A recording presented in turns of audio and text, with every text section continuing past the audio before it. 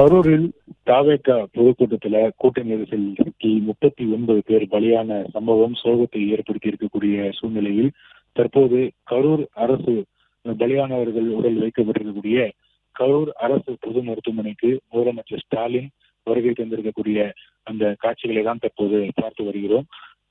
தற்போது மருத்துவமனையில் வைக்கப்பட்டிருக்கக்கூடிய உடல்கள் அடையாளம் காணப்பட்டு உடல் கூராய்வு செய்யப்பட்டு தற்போது உறவினரிடத்துல ஒப்படைக்கப்பட இருக்கிறது.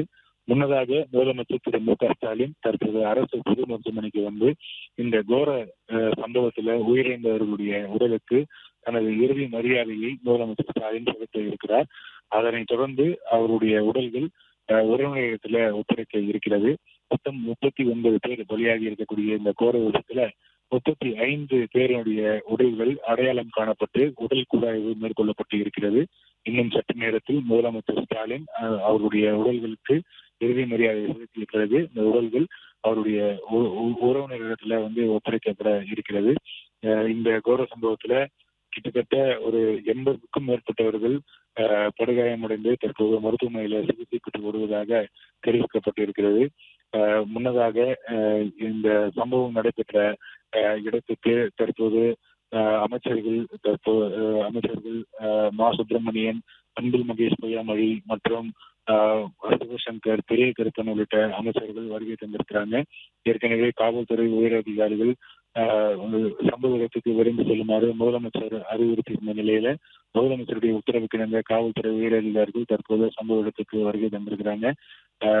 அருகாமையில் இருக்கக்கூடிய பல்வேறு மாவட்டங்களிலிருந்து காவல் உயரதிகாரிகள் சம்பவ இடத்திற்கு வருகை தந்து அங்க மேற்கொள்ள வேண்டிய அடுத்த கட்ட நடவடிக்கைகளை வந்து மேற்கொண்டு வரக்கூடிய சூழ்நிலையில முதலமைச்சர் திரு மு க ஸ்டாலின் தற்போது கரூர் அரசு பொது மருத்துவமனைக்கு வருகை தந்திருக்கிறார்.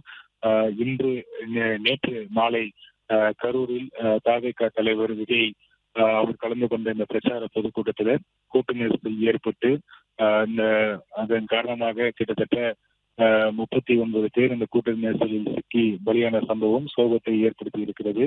இந்த கோர சம்பவத்துல உயிரிழந்தவருடைய உடல்கள் கரூர் அரசு பொது மருத்துவமனையில் வைக்கப்பட்டிருக்கிறது. 80க்கும் மேற்பட்டவர்கள் இந்த சம்பவத்துல வந்து மூச்சு திணறல் மற்றும் பல்வேறு உடல் உபாதைகள் காரணமாக மருத்துவமனையில் அனுமதிக்கப்பட்டு சிகிச்சை பெற்று வருகிறார்கள். தற்போது இந்த சம்பவத்துல உயிரிழந்தவருடைய உடலுக்கு முதலமைச்சர் ஸ்டாலின் ஏற்கனவே தன்னுடைய இரங்கலை தெரிவித்ததோடு உயிரிழந்தவர்கள் அனைவருடைய குடும்பத்திற்கும் தலா 10 லட்சம் ரூபாய் நிதி உதவி வழங்கப்படும் என்று முதலமைச்சர் ஸ்டாலின் அறிவித்திருக்கிறார். அதே போல காயமடைந்து சிகிச்சை பெற்று வருபவர்களுக்கு தலா 1 லட்சம் ரூபாய் நிவாரண உதவி வழங்கப்படும் என்று முதலமைச்சர் ஸ்டாலின் அறிவித்திருக்கிறார். இந்த கோர சம்பவம் குறித்து விசாரணை நடத்துவதற்காக ஓய்வு பெற்ற நீதியரசர் அருணா ஜெகதீசன் தலைமையில ஒரு விசாரணை ஆணையமும் அமைக்கப்பட்டிருப்பது குறிப்பிடத்தக்கது. இந்த சூழ்நிலையில் முதலமைச்சர் ஸ்டாலின் தலைமைச் செயலகத்துல அதிகாரிகளிடத்துல ஆலோசனை நடத்திய பிறகு தற்போது கரூருக்கு விரைந்திருக்கிறார். சென்னையிலிருந்து தனி விமானம் மூலமாக திருச்சி சென்ற முதலமைச்சர் திரு ஸ்டாலின் தற்போது சாலை மார்க்கமாக திருச்சியில் இருந்து கரூர் வந்தடைந்திருக்கிறார். அவர்கள் வருவதற்கு முன்னதாகவே அமைச்சர்கள் மா சுப்பிரமணியன், சிவசங்கர் மற்றும் அன்பில் மகேஷ் பொய்யாமொழி மற்றும் பெரிய கருப்பன் உள்ளிட்ட அமைச்சர்கள் மற்றும் கரூர் மாவட்டத்தை சேர்ந்த கரூர் மாவட்ட செயலாளரும் சட்டமன்ற உறுப்பினருமான திரு செந்தில் பாலாஜி உள்ளிட்டோர் மருத்துவமனைக்கு விரைந்து அங்கு சிகிச்சைக்காக வந்தவர்களுக்கு தேவையான உதவிகளை செய்ததோடு அங்கு மேற்கொள்ள வேண்டிய அடுத்த கட்ட நடவடிக்கைகள் குறித்து அவர்கள் வந்து களத்தில் இறங்கி அவர்கள் வந்து பணியாற்றியது குறிப்பிடத்தக்கது. தற்போது நிலைமை வந்து கொஞ்சம் கொஞ்சமாக சீரடைந்து வருகிறது. விபத்து நடந்த பகுதியில் வந்து தற்போது காவல்துறையினர் வந்து ஆய்வு செய்து வருகிறார்கள். எப்படி இந்த விபத்து நடந்தது என்பது குறித்து ஆய்வு செய்து வருகிறார்கள்.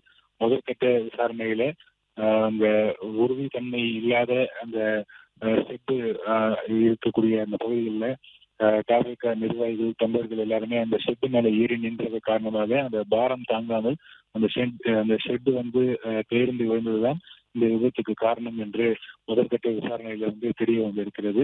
இருப்பினும் தொடர்ச்சியாக காவல்துறையினர் வந்து இந்த கோர விபத்து குறித்து விசாரணை மேற்கொள்ள இருக்கிறாங்க. அதற்காக தனிநபர் ஆணையம் அமைக்கப்பட்டிருக்கிறது.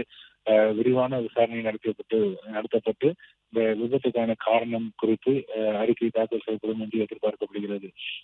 இது ஒரு புறம் இருக்க, தற்போது உயிரிழந்தவருடைய உடல்களுக்கு தற்போது முதலமைச்சர் ஸ்டாலின் மலர் வளையம் வைத்து மரியாதை செலுத்தி வரக்கூடிய அந்த காட்சிகளை தான் பார்த்து வருகிறோம். அமைச்சர்கள் நேரு, மூத்த அமைச்சர்கள் நேரு, ரகுபதி உள்ளிட்டவர்கள் எல்லாம் முதலமைச்சருடன் இருப்பதை வந்து பார்க்கிறோம். நாடாளுமன்ற உறுப்பினர் ஜோதிமணி உடன் இருக்கிறார். உறவுகளை இழந்தவர்கள் முதலமைச்சரிடத்துல கண்ணீரோடு அவர்கள் வந்து பேசக்கூடிய அந்த காட்சிகளை வந்து பார்க்கிறோம். முதலமைச்சரும் வந்து கரூரில் இருந்து வரக்கூடிய அந்த செய்தி மிகுந்த அதிர்ச்சி அளிப்பதாக தன்னுடைய இரங்கல் செய்தியை வந்து தெரிவித்திருந்தது குறிப்பிடத்தக்கது. முதலமைச்சர் தன்னுடைய இரங்கல் செய்தி தெரிவித்ததோடு உடனடியாக மேற்கொள்ள வேண்டிய அடுத்த கட்ட நடவடிக்கை குறித்து ஆலோசிப்பதற்காக தலைமை செயலகம் இருந்தார். வீட்டிலிருந்து தலைமை செயலகம் இருந்தார். அங்கு தலைமை செயலாளர் மற்றும் டிஜிபி மற்றும் காவல்துறை உயரதிகாரிகளிடத்துல ஆலோசனை நடத்தி விபத்துக்கான காரணம் எப்படி நடந்தது என்பது குறித்தெல்லாம் ஆலோசனை நடத்திய பிறகு ஆலோசனை நடத்திய நிலையில பலியானவர்களுடைய எண்ணிக்கை படிப்படியாக உயர தொடங்கிய நிலையில் முதலமைச்சர் உடனடியாக கரூருக்கு விரைந்து வந்திருக்கிறார். தற்போது வந்திருக்கக்கூடிய முதலமைச்சர் தற்போது உயிரிழந்தவருடைய உடலுக்கு அஞ்சலி செலுத்தி வரக்கூடிய அந்த காட்சிகளை தான் பார்த்து வருகிறோம். ஏறத்தாழ அமைச்சர்கள பாதி அமைச்சர்கள் தற்போது கரூரில் முகாமிட்டிருப்பதை வந்து பார்க்கிறோம். அடுத்த ஒரு 4-5 நாட்களுக்கு அமைச்சர்கள் அனைவரும் இங்கிருந்து அடுத்த கட்ட நடவடிக்கைகளை மேற்கொள்வார்கள் என்று எதிர்பார்க்கப்படுகிறது. முதலமைச்சர் தற்போது உயிரிழந்தவருடைய உடலுக்கு அஞ்சலி செலுத்திவிட்டு புறப்பட்டு சென்றிருக்கிறார். தொடர்ச்சியாக நாளையும் அவர் வந்து இங்கிருந்து அடுத்த கட்ட நடவடிக்கை என்ன என்பது குறித்து அதிகாரிகள் மற்றும் அமைச்சரிடத்தில் ஆலோசனை நடத்துவார் என்று எதிர்பார்க்கப்படுகிறது. தொடர்ச்சியாக தற்போது 39 பேர் உடலில் 35 பேருடைய உடல்கள் அடையாளம் காணப்பட்டு உறவினரிடத்துல வந்து ஒப்படைக்கப்பட்டிருக்கிறது. மீதம் இருக்கக்கூடிய 4 பேர் உடல் வந்து அரசு பொது மருத்துவமனையில் வைக்கப்பட்டிருக்கிறது. அவர்களுடைய உறவினர்கள் வந்து அடையாளம் காண்பிக்கப்பட்ட பிறகு அவருடைய உடலும் உடல் கூராய்வு செய்யப்பட்டு உறவினரிடத்துல வந்து ஒப்படைக்கப்பட இருக்கிறது. அரசு பொது மருத்துவமனை மட்டும் இல்லாமல் அருகாமையில் இருக்கக்கூடிய தனியார் மருத்துவமனை மற்றும் இதர மருத்துவமனைகள்ல ஏறத்தாழ 70க்கும் மேற்பட்டவர்கள் வந்து அனுமதிக்கப்பட்டு சிகிச்சை பெற்று வருவதாக காவல்துறை பொறுப்பு டிஜிபி திரு வெங்கட்ராமன் சற்று நேரத்துக்கு முன்னர் செய்தியாளர் சந்திப்பில் உறுதியான அந்த தகவலை வந்து தெரிவித்திருந்தார். காயமடைந்தவர்களையும் முதலமைச்சர் சந்தித்து ஆறுதல் தெரிவிப்பார் என்று எதிர்பார்க்கப்படுகிறது. இந்த கோர விபத்தில் கிட்டத்தட்ட 39 பேர் வந்து உயிரிழந்திருக்கிறாங்க. இதற்கான காரணம் என்ன என்பது குறித்து காவல்துறையினர் வந்து தொடர்ச்சியாக விசாரணை நடத்திட்டு வராங்க. ஏற்கனவே தாவேகாவுடைய பிரச்சார பொதுக்கூட்டங்களுக்கு பல்வேறு நிபந்தனைகள் விதிக்கப்பட்டிருந்தது. கூட்டத்தை எவ்வாறு ஒழுங்குமுறைப்படுத்த வேண்டும், விஜய் வரக்கூடிய அந்த பிரச்சார வாகனத்துக்கு முன்பும் பின்பும் எத்தனை வாகனங்கள் அனுமதிக்கப்பட வேண்டும், கூட்டத்தை கட்டுப்படுத்துவது, ஒழுங்குமுறைப்படுத்துவது உள்ளிட்ட பல்வேறு நிபந்தனைகள் ஏற்கனவே விதிக்கப்பட்டிருந்தது.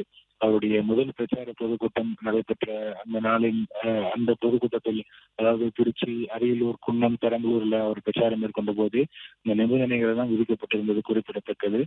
பிளே ஸ்டோர் மற்றும் ஆப் ஸ்டோரில் இருந்து பாலிமர் செயலியை QR கோடு மூலம் பதிவிறக்கம் செய்யுங்கள். செய்திகளை உடனுக்குடன் பெறுங்கள்.